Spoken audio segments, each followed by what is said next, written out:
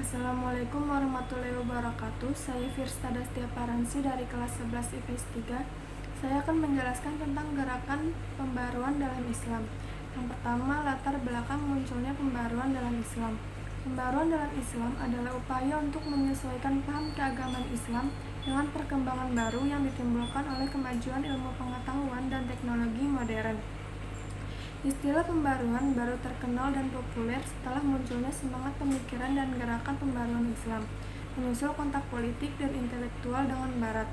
Gerakan pembaruan Islam dapat ditelusuri akarnya pada doktrin Islam itu sendiri. Gerakan pembaruan mendapatkan momentum ketika Islam berhadapan dengan modernitas pada abad ke-19. Selanjutnya ada tokoh-tokoh serta ide pembaruan dalam Islam. Yang pertama ada Muhammad Ali Pasha. Muhammad Ali Pasha lahir bulan Januari 1765 di Kavala, Albania, Yunani, dekat pantai Macedonia. Muhammad Ali Pasha mewariskan peninggalan yang megah di perbukitan Jabal Muqattam. Peninggalannya yaitu Masjid Al-Abastar. Muhammad Ali Pasha meninggal dunia pada tahun 1849 Masehi di Alexandria. Ide pembaruan Islam Muhammad Ali Pasha. Yang pertama dalam bidang militer. Muhammad Ali Pasha mengundang Safed, seorang perwira tinggi Perancis, untuk melatih tentara Mesir. Pada tahun 1815, pertama kalinya Mesir mendirikan sekolah militer. Selanjutnya dalam bidang ekonomi dan sosial. Muhammad Ali Pasha juga membangun sistem irigasi sehingga hasil pertanian menjadi lebih baik. Muhammad Ali Pasha juga menyelesaikan pembangunan sebuah terusan kuno yang menghubungkan antara Alexandria dengan Sungai Nil. Selanjutnya dalam bidang pendidikan, Muhammad Ali Pasha mendirikan beberapa sekolah. Ia juga banyak mengirim pelajar ke Perancis untuk belajar pengetahuan berupa sains dan teknologi barat di Perancis. Yang kedua ada Jamaluddin Al-Afghani. Jamaluddin Al-Afghani adalah salah seorang pemimpin pergerakan Islam. Jamaluddin Al-Afghani dilahirkan di Asadabad, dekat Qanar di distrik Kabul, Afghanistan pada tahun 1838 Masehi. Tahun 1864, Al-Afghani diangkat menjadi penasihat Sir Ali Khan dan beberapa tahun kemudian diangkat menjadi Perdana Menteri oleh Muhammad Azam Khan. Ide pembaruan Islam Jamaluddin Al-Afghani.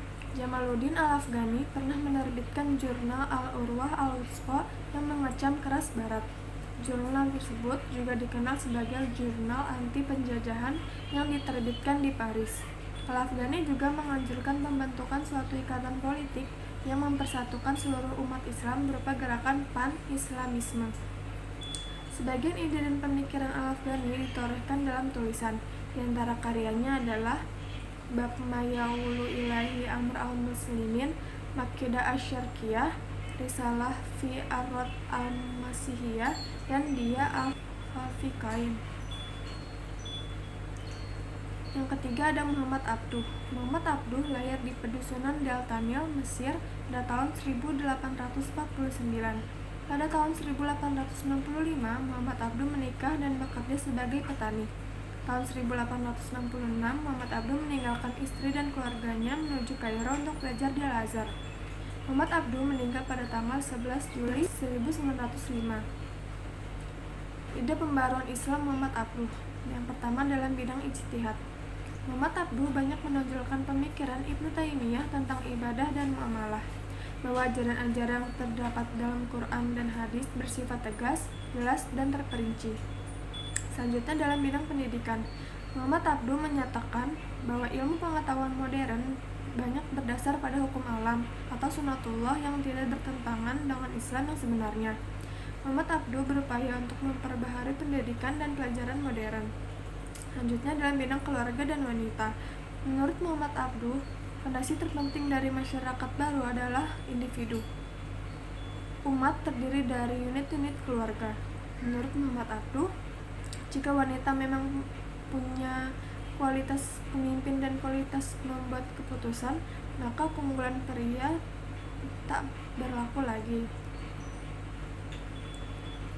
Yang keempat ada Muhammad Rashid Ridho. Muhammad Rashid Ridho lahir di Kolamun, Lebanon, dekat dengan Tripoli, Suriah, pada 23 September 1865 Masehi. Nama lengkapnya adalah Muhammad Rashid bin Ali Ridho bin Syamsuddin bin Baharuddin Al-Qalmuni Al-Husaini.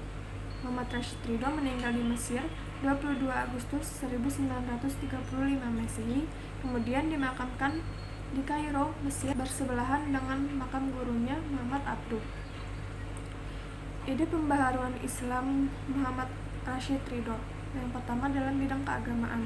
Menurut Muhammad Rashid Ridho, umat Islam harus kembali kepada ajaran Islam yang sebenarnya, yaitu ajaran yang murni dan terhindar dari segala bid'ah yang merangsang ajaran tauhid. Selanjutnya dalam bidang pendidikan dan ilmu pengetahuan.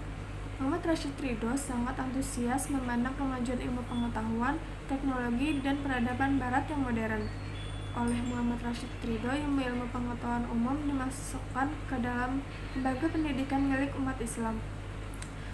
Untuk mencapai tujuannya, dibentuklah Lembaga Pendidikan Al-Da'wah Wal-Irsyadi pada tahun 1912 Masehi di Kairo, Mesir.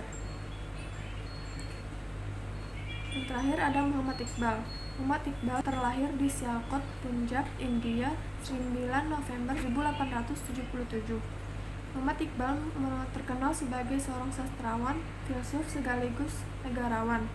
Muhammad Iqbal meninggal di Lahore 21 April 1938 pada umur 60 tahun. Ide pembaharuan Islam Muhammad Iqbal. Secara konsisten, Muhammad Iqbal menerapkan konsep dinamisme Islam. Umat Islam harus membangkitkan kembali tradisi keilmuan.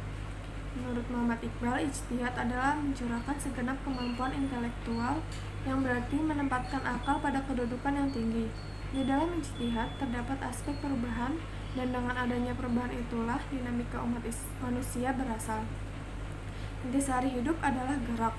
Karenanya Iqbal menyeru agar umat Islam membangun dan menciptakan dunia baru, sedangkan hukum hidup adalah menciptakan. Maka Iqbal menyeru kepada umat Islam agar bangun, bangkit, dan menciptakan dunia baru. Sekian yang dapat saya sampaikan. Terima kasih. Wassalamualaikum warahmatullahi wabarakatuh.